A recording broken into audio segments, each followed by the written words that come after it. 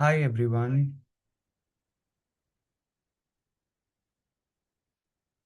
Hi Hi everyone. everyone. Okay, am I audible? Okay, great.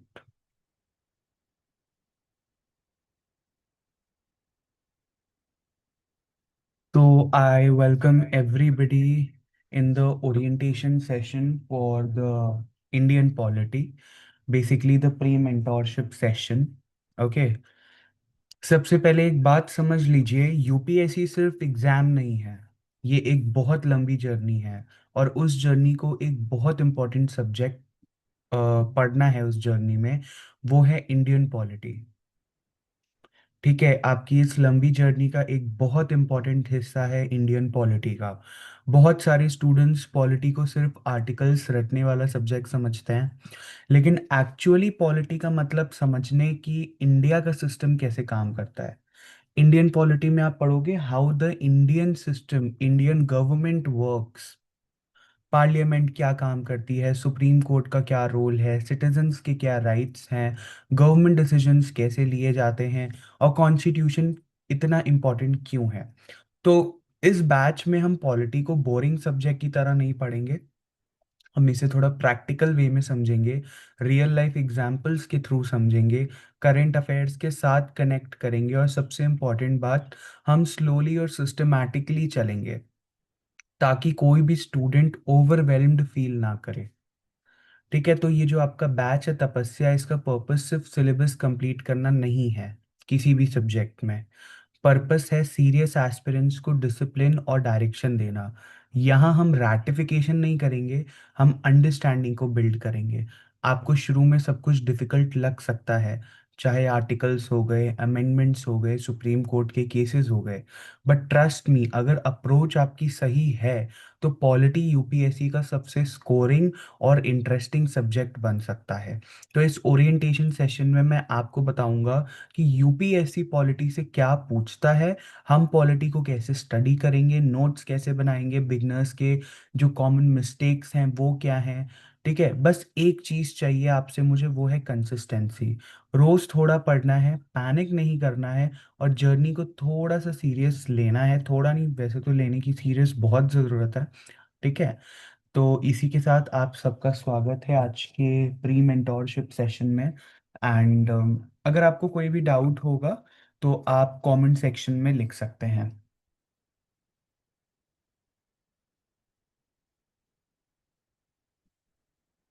If you are having any doubt related to anything in this video, what you can do is you can just write in the comment section। And अभी live तो हमारे आएंगे ही, अभी pre mentorship में वैसे कोई doubt होने नहीं चाहिए आपको। बाकी कुछ भी अगर आपको पूछना होता है आप कमेंट सेक्शन में लिख देना, we will answer that. Okay, so let's C.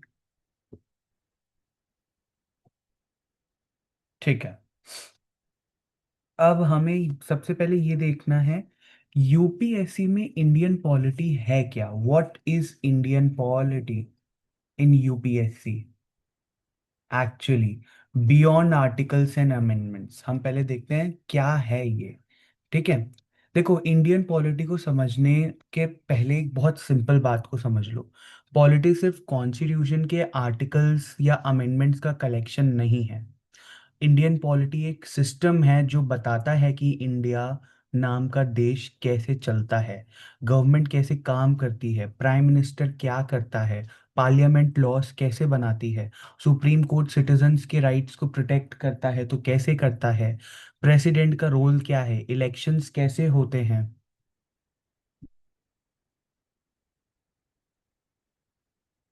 Elections कैसे होते हैं। ठीक है, एंड सेंटर और स्टेट्स के बीच पावर्स कैसे डिवाइड होती हैं। ये सब इंडियन पॉलिटी का पार्ट है। मतलब सिंपल लैंग्वेज में बोलो तो polity is the operating system. ठीक है, operating system of India. What is Indian polity? Indian polity is the operating system of India. लिख लो, Indian polity is the operating system of India.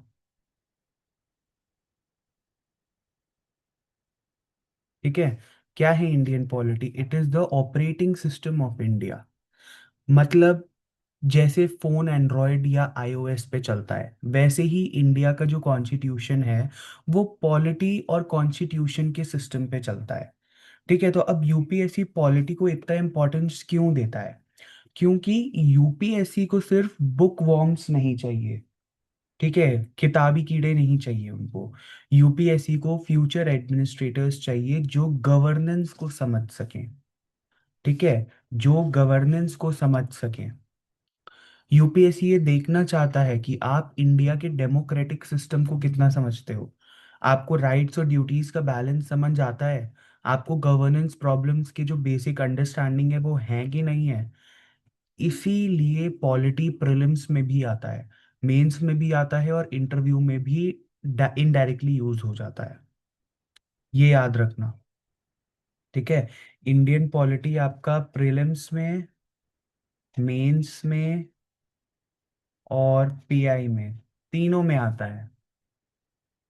ठीक है। बहुत स्टूडेंट्स एक कॉमन मिस्टेक भी करते हैं, वो सोचते हैं पॉलिटी मतलब आर्टिकल्स, रट लो और काम खत्म आपका। बट यूपीएससी का पैटर्न आज कंप्लीटली कंसेप्चुअल हो गया है। अगर यूपीएससी पूछता है फ्रीडम ऑफ स्पीच, तो वो आर्टिकल 19 का नंबर नहीं पूछ रहा होता है। ये याद रखना। वो ये देख रहा होता है कि आप डेमोक्रेसी और कॉन्स्टिट्यूशनल लिबर्टी को समझते हो या नहीं समझते हो। अगर पार्लियामेंट न्यूज में है, सुप्रीम कोर्ट कोई जजमेंट देता है या सेंटर स्टेट कॉन्फ्लिक्ट होता है, तो पॉलिटी डायरेक्टली करंट अफेयर्स से कनेक्ट हो जाता है। समझ रहे हो? इसीलिए इस बैच में हम पॉलिटी को बोरिंग सब्जेक्ट की तरह नहीं पढ़ेंगे। हम इसे रियल लाइफ एग्जाम्पल से कनेक्ट करेंगे। हम कॉन्स्टिट्यूशन को एक लिविंग डॉक्यूमेंट की तरह समझेंगे। हम गवर्नेंस को समझेंगे, प्रीवियस ईयर क्वेश्चंस देखेंगे, ताकि समझ आए यूपीएससी का माइंडसेट क्या है। और स्लोली आपको फील होगा कि पॉलिटी एक्चुअली यूपीएससी का सबसे स्ट्रॉन्ग और स्कोरिंग प्लस इंटरेस्टिंग सब्जेक्ट बन सकता है। बस अप्रोच सही होनी चाहिए। Understanding first, memorisation later. ठीक है। तो अब यहाँ पे आपको दिख रहा है स्लाइड में कि what is Indian polity in UPSC actually. हमने देख लिया ना शायद। Okay, let me delete all this. Okay, what UPSC actually asks from Indian polity? ठीक है। तो यूपीएससी इंडियन पॉलिटी से क्या पूछता है, ये सबसे इम्पोर्टेंट क्वेश्चन है। ठीक है। देखो, बहुत सारे बिगनर्स को लगता है कि यूपीएससी बस आर्टिकल नंबर्स पूछता होगा या डायरेक्ट फैक्चुअल क्वेश्चंस आते होंगे। लेकिन रियलिटी आपकी कंप्लीटली डिफरेंट है। यूपीएससी सिर्फ ये चेक नहीं करता कि आप कितना पढ़ाई कर रहे हो या नहीं कर रहे हो। यूपीएससी ये चेक करता है कि आप कॉन्स्टिट्यूशन और गवर्नेंस को कितना समझ पा रहे हो। आप लॉजिकल थिंकिंग पे कितना ज्यादा इम्फेसिस दे पा रहे हो। ठीक है। यहाँ पे लॉजिकल थिंकिंग दिया है हमने, कहीं कंसेप्चुअल ये तो वैसे ही दिया है। ठीक है। तो आप कंसेप्चुअल थिंकिंग कितना, sorry, what I was saying, what I was saying, हाँ, लॉजिकल थिंकिंग कितना कर पाते हो या नहीं कर पाते हो। आप स्टेटमेंट्स को एनालाइज कर सकते हो या नहीं कर सकते हो। और सबसे इम्पोर्टेंट, आप इंडिया के डेमोक्रेटिक सिस्टम को प्रैक्टिकली समझते हो या नहीं। तो प्रीलिम्स में UPSC mostly statement based questions पूछता है। अब यहाँ स्टूडेंट्स गलती क्या करते हैं, वो रट्टा मारते हैं। लेकिन यूपीएससी ट्रिकी लैंग्वेज यूज करता है। एग्जाम्पल के लिए, एक स्टेटमेंट में एक छोटा सा वर्ड चेंज होगा, कैन की जगह मस्त या पार्लियामेंट की जगह प्रेसिडेंट, और पूरा आंसर चेंज हो जाएगा। मतलब यूपीएससी आपकी मेमोरी से ज्यादा आपकी अंडरस्टैंडिंग और एलिमिनेशन स्किल्स टेस्ट करता है। इसीलिए पॉलिटी में conceptual clarity is very important. under the Indian polity, conceptual clarity is very important. खासकर पॉलिटी में, पॉलिटी को आप रट तो नहीं सकते हो, चाह के भी नहीं रट सकते हो। समझ रहे हो?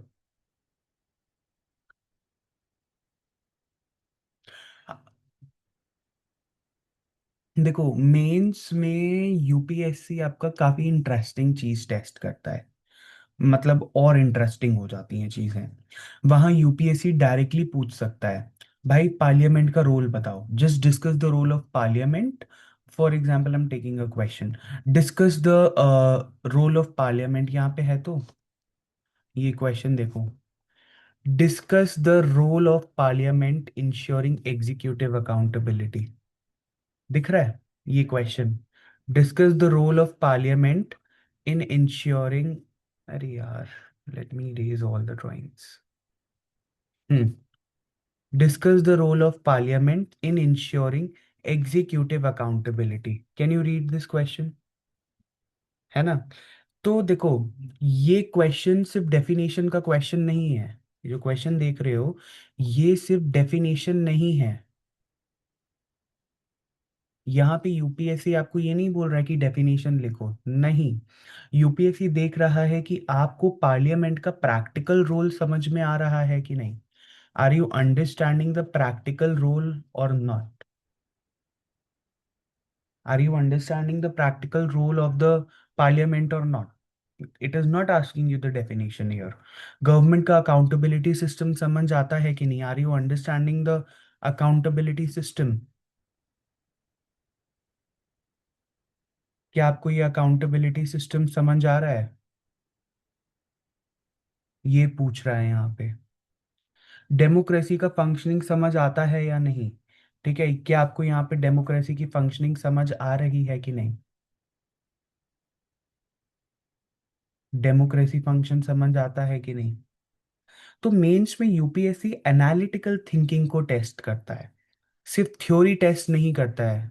ठीक है, एनालिटिकल थिंकिंग को टेस्ट करता है, ये चीज याद रखना।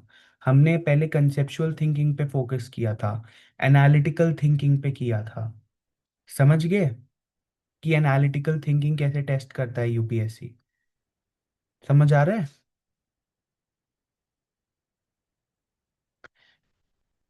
देखो, एक और बहुत इंपॉर्टेंट चीज है पॉलिटी में, करंट अफेयर से डायरेक्टली लिंक्ड सब्जेक्ट है। देखो, इंडियन पॉलिटी एक ऐसा सब्जेक्ट है, आई टेल यू। आ गया? हाँ। तो इंडियन पॉलिटी एक ऐसा सब्जेक्ट है जो करंट अफेयर्स लिंकेज पे मोस्टली काम करता है। Indian polity is very much linked to current affairs, ये याद रखना। कैसे? That I will tell you. ठीक है, अगर सुप्रीम कोर्ट कोई जजमेंट पास करता है या जजमेंट देता है, अगर पार्लियामेंट में कोई बिल पास होता है, अगर गवर्नर और स्टेट गवर्नमेंट का कॉन्फ्लिक्ट होता है, अगर इलेक्शन कमीशन न्यूज में है, तो सब पॉलिटी का पार्ट ही तो है। इसीलिए यूपीएससी स्टैटिक और करंट अफेयर्स को कंबाइन करके क्वेश्चंस पूछता है। तो ओवरऑल अगर मैं आपको बोलूं तो यूपीएससी में तीन चीजें आपकी चेक होती हैं। ठीक है, कौन सी तीन चीजें चेक होती हैं? ठीक है, सबसे पहले आपकी अंडरस्टैंडिंग टेस्ट होती है। सबसे पहले आपकी अंडरस्टैंडिंग टेस्ट करता है यूपीएससी। फिर आपका एप्लीकेशन टेस्ट करता है यूपीएससी। उसके बाद आपकी एनालिसिस एबिलिटी कितनी है, वो टेस्ट करता है यूपीएससी। तो यूपीएससी ये नहीं देख रहा है कि आपने कितने आर्टिकल्स याद किए हैं। यूपीएससी ये देख रहा है कि अगर कल आप एडमिनिस्ट्रेटर बन गए, तो क्या आप इंडिया के कॉन्स्टिट्यूशनल सिस्टम को समझकर डिसीजंस ले पाओगे या नहीं। इसीलिए हम पॉलिटी को सिर्फ सब्जेक्ट की तरह नहीं, गवर्नेंस अंडरस्टैंडिंग की तरह पढ़ेंगे। समझे? है ना? अब इस बैच में हम इंडियन पॉलिटी को कैसे पढ़ेंगे? ठीक है, how we will study Indian polity in this batch.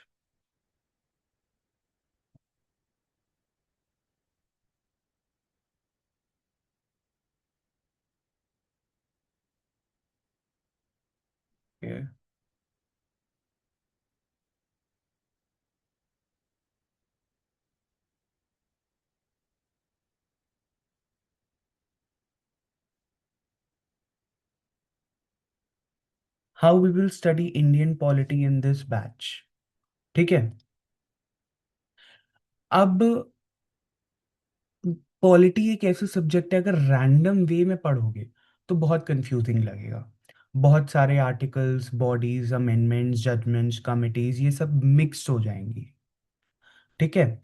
तो सब इस मिक्सचर को, इस खिचड़ी को अवॉइड करने के लिए इस बैच में हम पॉलिटी को एक स्ट्रक्चर्ड रोड मैप के थ्रू स्टडी करेंगे। And you can see this road map. ठीक है। Step by step, simple to advance approach में, ताकि कोई भी बिगनर लॉस्ट फील ना करे। सबसे पहले हम फाउंडेशन बिल्ड करेंगे। डायरेक्टली हैवी टॉपिक्स पे जंप नहीं करेंगे। पहले समझेंगे कि कॉन्स्टिट्यूशन क्या है, पॉलिटी का बेसिक मीनिंग क्या है, गवर्नमेंट स्ट्रक्चर कैसे काम करता है। एनसीईआरटी लेवल क्लैरिटी बिल्ड करेंगे, एनसीईआरटी फाउंडेशन पे पहले काम करेंगे। ठीक है। क्योंकि अगर फाउंडेशन स्ट्रांग नहीं है तो लक्ष्मीकांत डिफिकल्ट लगने लगती है, लेकिन अगर फाउंडेशन क्लियर है तो पॉलिटी बहुत इजी फील होने लगती है। उसके बाद हम कॉन्स्टिट्यूशन को चैप्टर वाइज सिस्टमैटिकली कवर करेंगे। ठीक है। कॉन्स्टिट्यूशनल फ्रेमवर्क पूरा देखेंगे, है ना। जैसे फंडामेंटल राइट्स हो गए आपके। ठीक है। आपका पार्लियामेंट हो गया, जुडिशरी हो गया, प्रेसिडेंट हो गया, prime minister, federalism, constitutional bodies. ठीक है। तो ये सारी चीज़ों को हम स्टडी करेंगे। ठीक है। सब इंटरकनेक्टेड वे में पढ़ेंगे। ये फ्लो चार्ट देख रहे हो ना, it is all the topics are interconnected. हम आइसोलेटेड टॉपिक्स नहीं पढ़ेंगे। हम समझेंगे कि एक टॉपिक दूसरे टॉपिक से कैसे लिंक्ड है। एग्जाम्पल के लिए, पार्लियामेंट को समझने के बाद पार्लियामेंट को समझने के बाद एग्जीक्यूटिव ऑटोमेटिकली इजी लगने लग जाता है। एग्जीक्यूटिव ऑटोमेटिकली हमें इजी लगने लग जाता है। जुडिशरी समझने के बाद जो फंडामेंटल्स हैं, फंडामेंटल राइट्स हैं, वो हमें थोड़ा सा प्रैक्टिकल एस्पेक्ट देते हैं। जुडिशरी में थ्योरी पढ़ेंगे, उसके प्रैक्टिकल एस्पेक्ट्स हम फंडामेंटल राइट्स में पढ़ पाएंगे, प्रैक्टिकल एप्लीकेशन समझ पाएंगे। ठीक है। और एक बहुत इंपॉर्टेंट चीज, करंट अफेयर्स का इंटीग्रेशन, सबसे ज्यादा important, integration of the current affairs, जो कि सबसे ज्यादा इंपॉर्टेंट है। पॉलिटी सिर्फ स्टैटिक नहीं होती है, हमेशा याद रखना। हम रियल लाइफ एग्जांपल्स यूज करेंगे। अगर फ्री स्पीच इशू न्यूज़ में है तो उसे आर्टिकल 19 के साथ कनेक्ट करेंगे। अगर पार्लियामेंट में कोई बिल डिस्कस हो रहा है तो उसे लेजिस्लेटिव प्रोसेस के साथ कनेक्ट करेंगे। अगर सेंटर स्टेट कॉन्फ्लिक्ट न्यूज़ में है तो उसे फेडरलिज्म के साथ रिलेट करेंगे। इससे पॉलिटी आपको बोरिंग बिल्कुल नहीं लगेगी, इससे आपको पॉलिटी और प्रैक्टिकल लगने लगेगी, है ना। हम प्रीवियस ईयर क्वेश्चंस को भी विल ट्राई आवर बेस्ट कि हम रेगुलरली देखेंगे, क्योंकि प्रीवियस ईयर क्वेश्चंस ना आपको यूपीएससी का एक माइंडसेट समझाते हैं। जब आप प्रीवियस ईयर क्वेश्चंस देखते हो तब आपको समझ आता है कि यूपीएससी फैक्चुअल लर्निंग से ज़्यादा कंसेप्चुअल क्लैरिटी टेस्ट करता है। इसीलिए हर मेजर टॉपिक के बाद हम प्रीलिम्स और मेंस पर्सपेक्टिव भी समझेंगे। ठीक है। रिवीजन, सबसे जो हमारा रिवीजन सिस्टम है आप देख पा रहे हो, revision system is the very important system. Revision is like पूरी साइकिल रिवाइंड, पूरी साइकिल रिवाइंड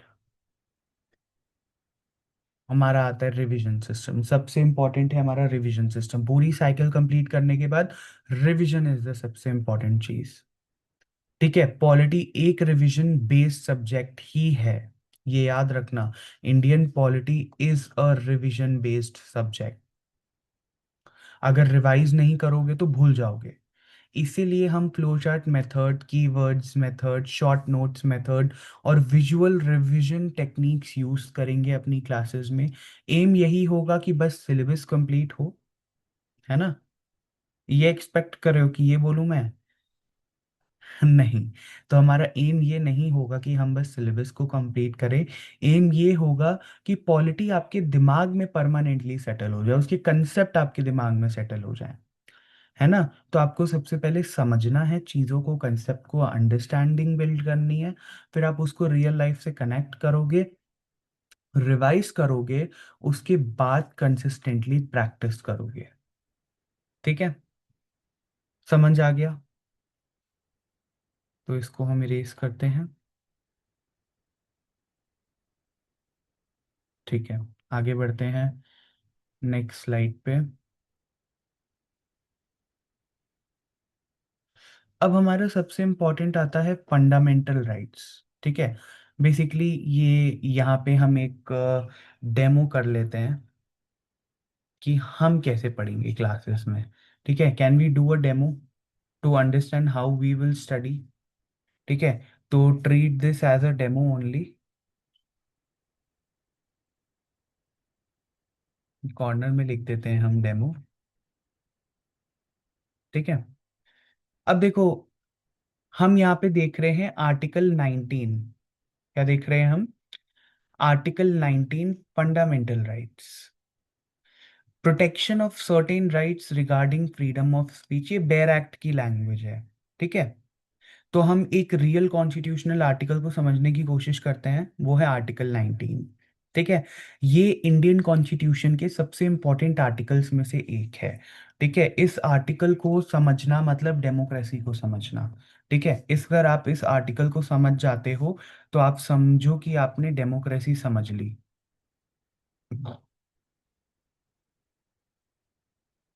ठीक है, डेमोक्रेसी ही समझोगे इस आर्टिकल को पढ़ने के बाद। ठीक है, आर्टिकल 19 हमें कुछ बेसिक फ्रीडम्स देता है। ठीक है, ताकि हम एक फ्री सोसाइटी में पीसफुली जी सके। ठीक है, आर्टिकल 19 1 ए बोलता है, आर्टिकल 19 1 ए बोलता है, freedom of speech and expression. Freedom of speech and expression, इसका मतलब क्या है? मतलब आप अपनी बात बोल सकते हो, अपनी ओपिनियन दे सकते हो, सोशल मीडिया पे पोस्ट कर सकते हो, न्यूज़पेपर में लिख सकते हो, गवर्नमेंट को क्रिटिसाइज भी कर सकते हो पीसफुली। डेमोक्रेसी में सिटीजन्स चुप नहीं रहते, सिटीजन्स अपनी बातों को रखते हैं। इसीलिए फ्रीडम ऑफ स्पीच बहुत इंपॉर्टेंट है। लेकिन अब एक और इंपॉर्टेंट चीज को समझो, फ्रीडम का मतलब एनीथिंग एनी टाइम नहीं होता है। कॉन्स्टिट्यूशन ने फ्रीडम दिया है, लेकिन साथ में कुछ रीजनेबल रिस्ट्रिक्शंस भी दिए हैं। क्या दिए हैं? कुछ रीजनेबल रिस्ट्रिक्शंस भी दिए हैं। समझ पा रहे हो? मतलब अगर कोई पर्सन स्पीच का मिसयूज करे, जैसे वॉयलेंस स्प्रेड करे, रियॉट्स करवाए, नेशनल सिक्योरिटी को हार्म करे या हेट स्पीच करे, तो गवर्नमेंट रिस्ट्रिक्शंस लगा सकती है। ठीक है, इसीलिए आर्टिकल 19 क्या करता है? आर्टिकल 19 एक बैलेंस क्रिएट करता है। क्या करता है? आर्टिकल 19 एक बैलेंस क्रिएट करता है,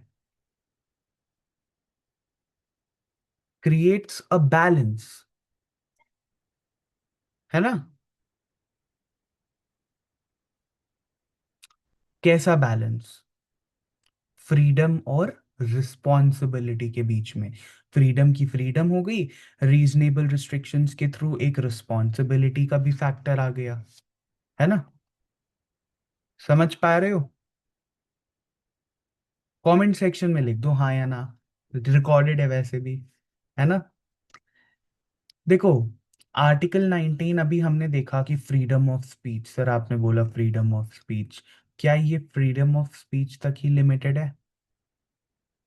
यार इसमें और भी फ्रीडम्स आते हैं। ठीक है, फ्रीडम सिर्फ एक तरीके का नहीं होता है फ्रीडम। ठीक है, फ्रीडम सिर्फ स्पीच तक नहीं लिमिटेड है, इसमें बहुत सारी फ्रीडम्स हैं। पीसफुली असेंबल होने का राइट, है ना? पीसफुली असेंबल होने का राइट, एसोसिएशन या फिर यूनियन बनाने का राइट, इंडिया में फ्रीली मूव करने का राइट,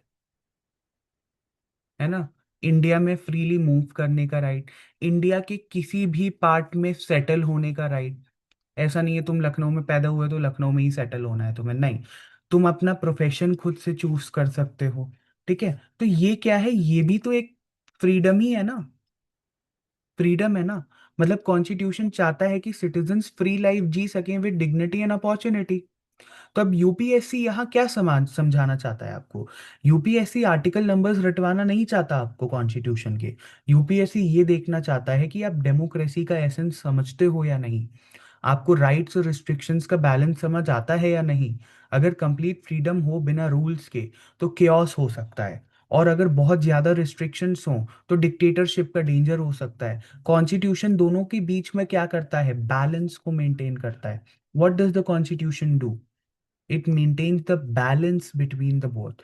इसीलिए आर्टिकल 19 को हार्ट ऑफ डेमोक्रेसी भी बोला जाता है।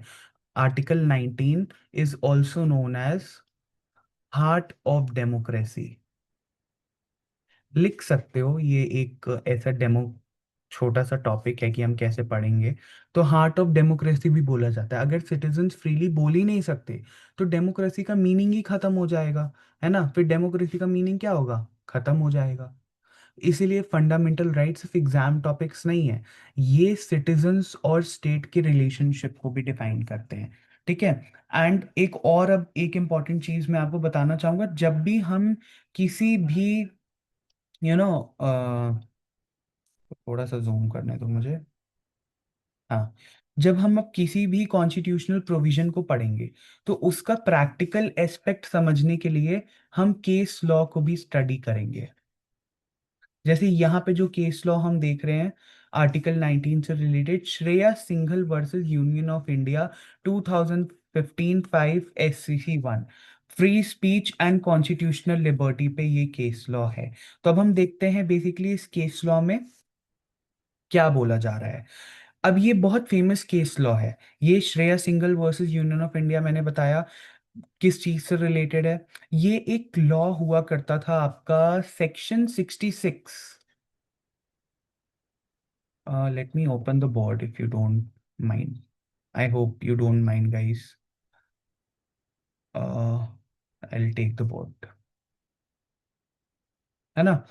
तो एक लॉ हुआ करता था, ठीक है, वो था आपका सेक्शन 66A। किसका? आईटी एक्ट का। आईटी एक्ट का 66A था। सर अब ये क्या था? ये लॉ गवर्नमेंट को पावर देता था कि अगर कोई पर्सन इंटरनेट या सोशल मीडिया पर ऑफेंसिव या अनोइंग कंटेंट लिखे तो उसको अरेस्ट किया जा सकता था। क्या किया जा सकता था? अरेस्ट किया जा सकता था अगर वो कोई भी ऑफेंसिव कमेंट या कोई भी अनोइंग कमेंट लिखता किसी भी सोशल मीडिया पोस्ट पे। तो धारा 68A of the IT act के थ्रू वो अरेस्ट हो सकता है। ठीक है। देखो, वर्ड्स बहुत वैग थे। किसी को कुछ फनी लगेगा, किसी को कुछ ऑफेंसिव लग सकता है। तो इस जो लॉ का है बेसिकली क्या होने लगा, इस लॉ का ज्यादातर मिसयूज होने लगा। क्या होने लगा? इस लॉ का मिसयूज होने लगा। किसी को अच्छा लगता था, किसी को बुरा लगता था। मैंने अगर किसी को बोल दिया तुम बेवकूफ हो, तो किसी ने मजाक में ले लिया, किसी को बहुत बुरा लग गया इस चीज का। तो इस लॉ का बहुत ज्यादा मिसयूज होने लगा था। बहुत लोग सिर्फ फेसबुक पोस्ट या कमेंट्स के लिए अरेस्ट होने लगे थे। ठीक है। तो तब क्या हुआ था, ये जो लड़की है जिसके बारे में हम देख रहे हैं, श्रेया सिंघल, तो ये एक लॉ स्टूडेंट थी जो सुप्रीम कोर्ट गई और बोली ये लॉ फ्रीडम ऑफ स्पीच को वॉयलेट करता है। ठीक है, ये जो लॉ है ये फ्रीडम ऑफ स्पीच को क्या कर रहा है? वॉयलेट कर रहा है। ये उसके एंटी में है, फ्रीडम ऑफ स्पीच है ही नहीं है, उसको वॉयलेट कर रहा है हमारे प्रोविजन को। तो सुप्रीम कोर्ट ने आर्टिकल 19 को प्रोटेक्ट करते हुए सेक्शन 66A को अनकॉन्स्टिट्यूशनल डिक्लेयर कर दिया। It was declared unconstitutional. किसने किया? सुप्रीम कोर्ट ने इसको अनकॉन्स्टिट्यूशनल डिक्लेयर कर दिया। तो कोर्ट ने बोला कि डेमोक्रेसी में सिटीजन्स को अपने बात बोलने का राइट है। गवर्नमेंट हर क्रिटिसिज्म को क्राइम तो नहीं बना सकती है ना?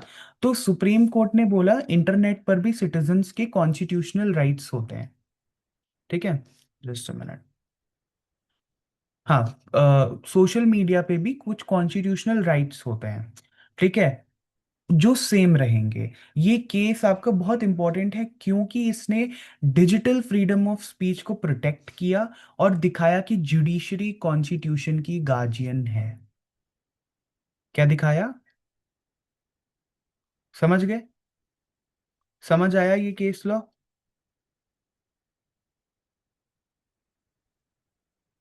इसको हम यहां से क्लियर कर दे पहले। समझ आया ये केस लॉ? तो आगे बढ़ते हैं। इस तरीके से हमारी ये स्ट्रैटेजी रहेगी कि हम कैसे पढ़ेंगे इस बैच में। ठीक है। अब एक और चीज आती है यहाँ पे, इसको भी देख लेते हैं। आप नोट्स कैसे बनाओगे इंडियन पॉलिटी में? ठीक है, how to make notes in Indian polity. तो अब एक बहुत इंपॉर्टेंट चीज, इंडियन पॉलिटी के नोट्स आप कैसे बनाओगे? देखो, बिगनर्स सबसे ज्यादा बड़ी गलती क्या करता है, वो टीचर की हर लाइन लिखना स्टार्ट कर देते हैं, वो पूरी किताब छाप देंगे, वो रजिस्टर भर देंगे। तो रिजल्ट क्या होगा उसका? रिवीजन इम्पॉसिबल होता है, इतने लंबे लेंदी नोट्स कौन रिवाइज करेगा? तो यूपीएससी प्रिपरेशन में नोट्स का पर्पस राइटिंग नहीं होता, तो नोट्स का पर्पस रिवीजन होता है। अगर आप 2 दिन बाद अपने नोट्स रिवाइज ही नहीं कर पा रहे हो तो नोट्स यूजफुल नहीं है, लिखने का कोई फायदा नहीं है, वेस्ट ऑफ टाइम। तो मेरा पर्सनली पॉलिटी के लिए बेस्ट मेथड क्या है? Flow chart method. क्योंकि पॉलिटी एक इंटरकनेक्टेड सब्जेक्ट है। अगर आप विजुअली कनेक्ट करके पढ़ोगे तो कंसेप्ट्स जल्दी याद रहेंगे और रिवाइज भी क्विकली होंगे। अब मान लो हम फंडामेंटल राइट्स चैप्टर पढ़ रहे हैं, बुक में जनरली लॉन्ग पैराग्राफ्स होते हैं। फॉर एग्जाम्पल, यहाँ पे देखो लिखा हुआ है, fundamental rights are enshrined in part 3 of the constitution and guarantee civil liberties to citizens against arbitrary action of the state. तो अब स्टूडेंट क्या करता है, वो पूरा पैराग्राफ ही कॉपी कर लेगा। तो ये अप्रोच गलत है, दिस अप्रोच इज रॉन्ग। तो हाउ टू राइट, आपने लिखा फंडामेंटल राइट्स, ठीक है, आपने ऐसे लिखा फंडामेंटल राइट्स, ठीक है। उसके बाद किया, fundamental rights are enshrined in part 3 of the constitution, तो हमें पता है पार्ट 3 ऑफ द कॉन्स्टिट्यूशन में है। और वो क्या करता है? Protect citizens, it protects citizens, ठीक है, against the arbitrary action of the state, ठीक है, against arbitrary action, arbitrary action state के, ठीक है। वो क्या इंश्योर करता है? Liberty plus equality. तो आपने यहाँ पे एक बुक से हमने एक पैराग्राफ पढ़ा और हमने ऐसे अपने शॉर्ट नोट्स बना लिए। तो हमारे लिए क्या हो गया? हमारे लिए रिवीजन इजी हो गया। हमारे लिए क्या हो गया? रिवीजन हमारे लिए इजी हो गया। तो अब ये जो पूरा पैराग्राफ है वो एक स्मॉल विजुअल स्ट्रक्चर में कन्वर्ट हो जाएगा। ठीक है, समझ पा रहे हो कि नहीं? एक और एग्जाम्पल ले लें। चलो आर्टिकल 19 का ही ले लेते हैं जो अभी हमने देखा है। ठीक है, अब देखो आर्टिकल 19, रुको I take the white board, sorry black board है यहाँ तो, वेट आई टेक दिस।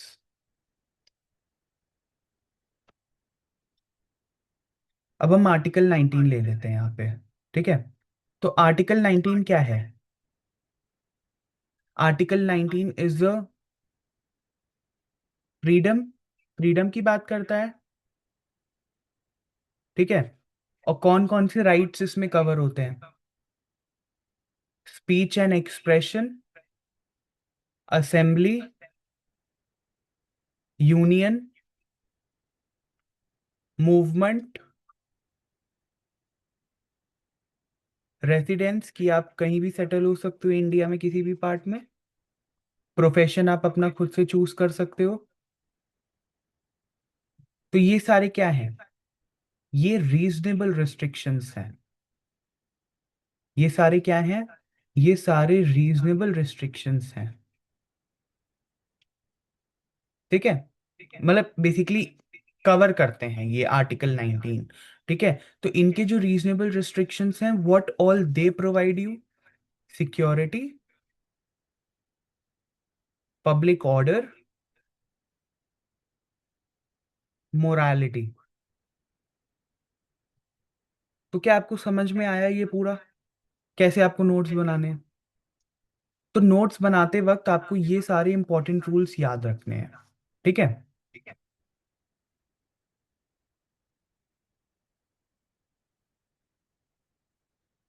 जो मैंने आपको बताया, देखो पूरा पैराग्राफ तो नहीं लिखो, सिर्फ कीवर्ड्स को लिखो।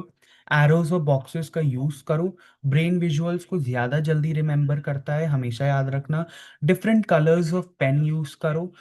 जैसे राइट्स को ग्रीन से लिख दो, रिस्ट्रिक्शंस को रेड से लिख दो, इंपॉर्टेंट आर्टिकल्स को येलो से हाईलाइट कर दो। ठीक है, try to connect with current affairs. ठीक है, हर चैप्टर को 1 पेज रिवीजन शीट बनाओ। ठीक है, तो कंसाइज नोट्स होने चाहिए। यूपीएससी प्रिपरेशन में स्मार्ट रिवीजन बहुत ज्यादा इंपॉर्टेंट है। यूपीएससी में बिल्कुल भी मतलब smart revision is very important. Smartly चीजों को रिवाइज करिए, ताकि आप लोग ज्यादा मिस्टेक्स ना करें। हार्ड वर्क की जरूरत है, बट स्मार्ट वर्क की ज्यादा जरूरत है। ठीक है, तो इसीलिए फ्लो चार्ट मेथड पॉलिटी में बहुत पावरफुल है। ठीक है, रीड करो, अंडरस्टैंड करो, कंप्रेस करो, रिवाइज करो, यही पॉलिटी के नोट्स का गोल्डन रूल है। ठीक है, now come to the last topic of the class, we are only having 3 minutes left.